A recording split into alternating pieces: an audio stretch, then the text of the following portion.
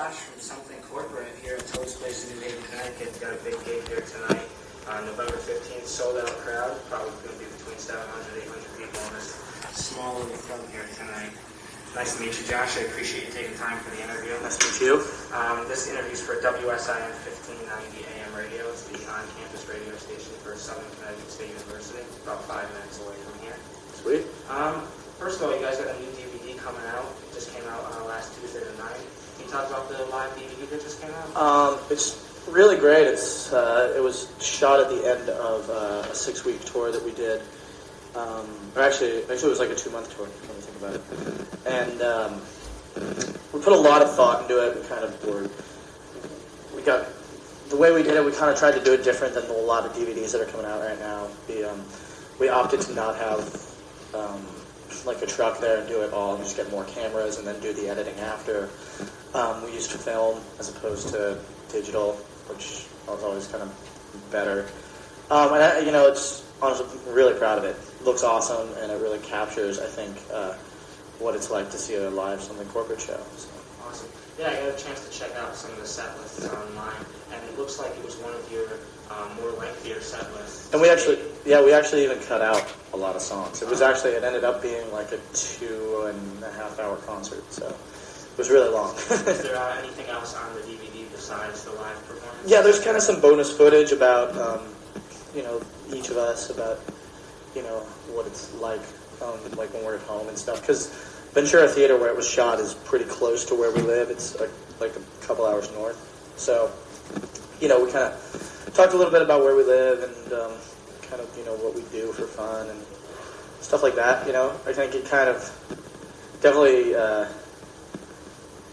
takes away all of the mystery of us, being some sort of rock star guys, because they're you watch that and you're like, yeah, they're pretty normal people. They don't do anything that cool. So, and I think that's a good thing. I think we've always tried to be a band that's, always been, accessible and never tried to be better than anyone else, or any of our fans. So, it's good to kind of show that firsthand, I guess. Very cool.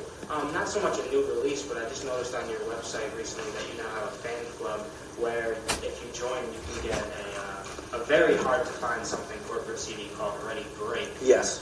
Noticed that's been going on eBay for the last couple of years for very, very high prices. So who was the one that decided to do that as an incentive to the fan club? We've all been trying to find a way to get that CD out without having to release it, because it's really for people that are hardcore fans of our band, that there's no way we want anybody going to a record store and there being 3 CDs there and having them buy Ready Break. They'd be like, this band sucks. But it's kind of, it's like a baby photo of our band. It's low budget, right? Extremely low budget. I actually almost paid $200 for it on eBay. Yeah, you see, that's almost how much it costs to record. So, So, and it's autographed on top of it by you guys. Yeah, so. That's awesome. Let's see, what else we got? I've seen you guys a few times over the past couple of years, and every time I've seen you, you've thrown in a few covers of other people's songs. I got a chance to see you at Yellow Card, and you did Bittersweet Symphony. Got a chance to see you up in Poughkeepsie, and you did Hey Ya by Outkast. Who is it in the band that decides what covers that you guys are going to do with your other songs? I mean, it's usually just somebody's idea. It's never really... Just thrown around? Yeah, somebody will say, oh, we should play that song, and then that's kind of how it happens. I got a chance to talk to Bob a little bit earlier outside, and he had mentioned you guys are going to tinker in with an old school Bush song. Yeah, we've been playing that for the last couple shows. That's awesome. How's that sound? It sounds really cool. It's a fun cover. It's got the SoCo twist on it. Not really. Is it edgy or is it? It sounds like us covering a Bush song. I guess it sounds like us, but it's not That's very cool. It's kind of artistic license, I guess. What are your current plans for a new album? Have you guys gotten into the studio, or have you written anything for a new album at all yet? Right now, Andrew and I are working on separate projects. Firescape. Yeah, I'm working on Firescape right now, and then Andrew's working on kind of his own thing right now. So,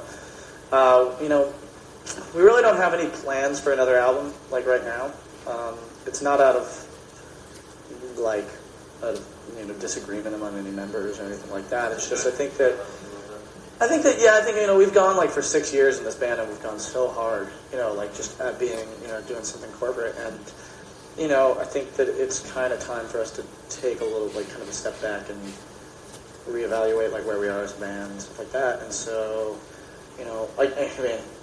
we're on tour right now, so obviously it's like there's no like none of us hate each other. And that's like, that's always the first question. Well, are you guys going to break up? Because you're not talking about doing another album, and Andrew and you are doing solo projects, and it's like, well, no. Like, that's not, like, the point. It's more of, like, we want to kind of explore. I mean, because Andrew and I are both pretty prolific writers. We both write a lot, like, all the time. So it's kind of hard a lot of times for us to both kind of fulfill writing all the time because we both write for this band. So I think that's one of the needs for it. But, I would say for sure that the four of us in the band are getting along better than we've ever gotten along, probably. Especially on this tour, because we're just having, like, so much fun. Like, yeah, you guys are known for your relentless tour, and, I mean, I've seen you guys a few times, and you keep talking about maybe taking a break, but then a few more dates pop up on the website, and just keep going strong. That's the thing that we're really bad at, is saying no. We're just horrible at, because we like touring, we have so much fun, but, at some point you gotta go, okay, well, let's take some time, and, we always say, oh, let's take some time, and then, like, some opportunity will come up to do a tour with a really big band, or something like that, and we'll be like, well, I think you gotta go and do that, and so, it's like we were gonna take most of the summer off, and then the Offspring was like, do you want to go to Australia? Yeah, and we're like, that's huge. How do you say no to that? So, it's, I think to us, we're like, we don't ever want to feel like we should have taken an opportunity. And you don't want to regret it. Yeah, and there's one thing that I know something corporate will never say is that we didn't take an opportunity or we should have done this. And so that's good, Getting back to that, right? You say you write a lot, Andrew does too. When you guys are writing, do you find it hard if you're going to say, I should write this and keep this for something corporate, or should I hold this for Fire Escape? Like, when you're writing, do you have an idea in your head of what you're going to do with that writing? I think so. I mean, I think if you ever... the stuff that I've written for something corporate is definitely like something corporate songs. I was trying, when I'm writing for that, to have Andrew in mind, and like his vocal range and his, and also, kind of songs that, I think that our songs do sound like different, but I don't think people can go through our albums and say that, like, oh, that's one song, that's another, I mean, if you really analyzed it, you could, but, you don't, a lot of people would never know.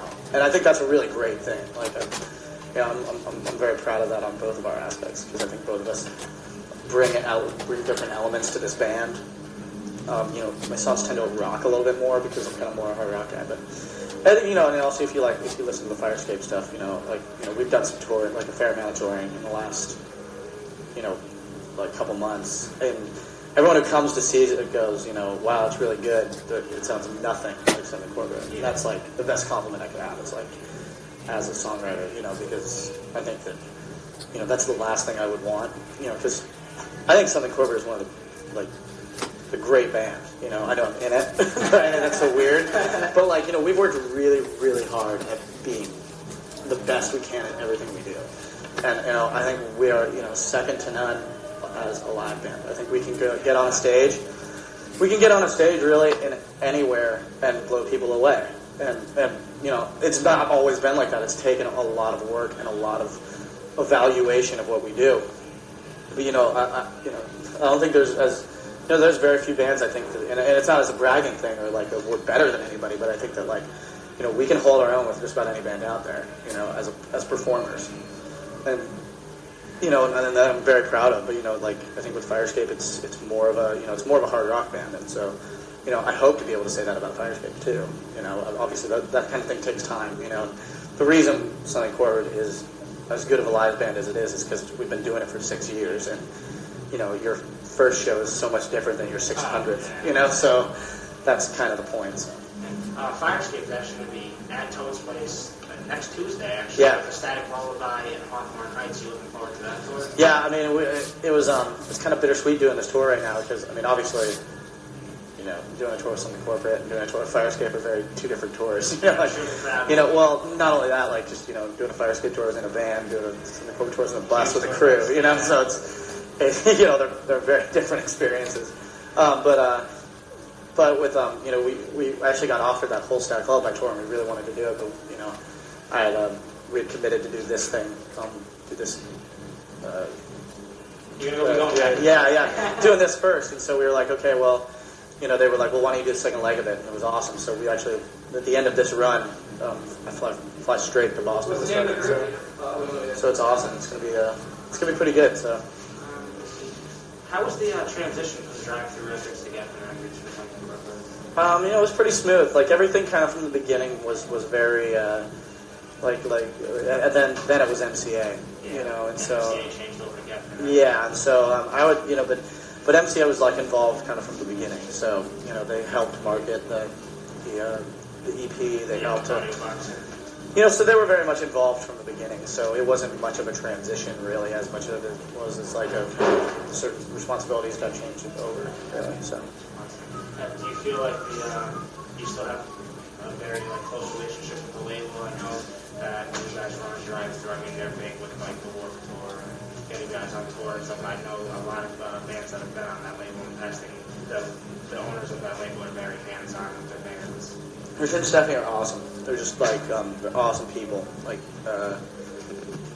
You'll never meet two people that care about their bands more. And I think that's part of the reason they get in a little bit of trouble sometimes. Not trouble, but they get in disagreements with people because they really do care. I don't think you'll ever hear them go, oh, screw it, because they really take a lot of take a lot of stock in what they do, and I think that's why they are where they are. So, do you think it's hard for them to hold on to their bands when you guys pushed almost 300,000 copies of your album? They have Newfound Glory pushing almost platinum status, probably the starting line's getting big.